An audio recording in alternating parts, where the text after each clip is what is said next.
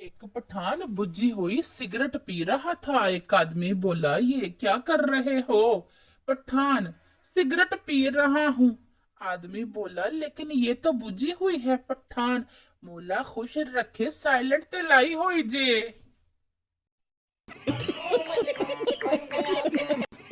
हाल नहीं पाया तेरा। चल हुन मेरी बारी, मैं सुनानी है तेनू।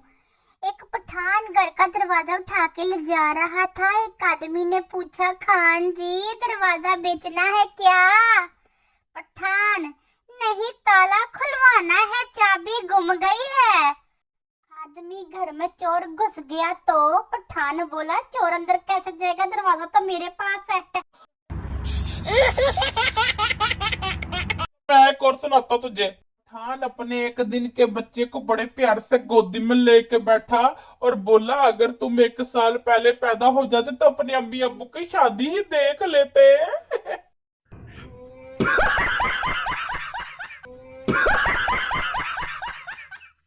सोने का पठान गांव में अपने दोस्त से मिलने गया। दोस्त किसी काम से मसरूफ हो गया तो पठान खेतों की सैर करने को निकल गया। एक जगह पर पठान ने किसान से पूछा, ये किस चीज के खेत हैं? किसान बोला, कपास का, जिससे कपड़े बनते हैं। पठान, ओ अच्छा अच्छा, तो इसमें शलवार वाला पौधा कौन सा है, मुझे बताना जरा।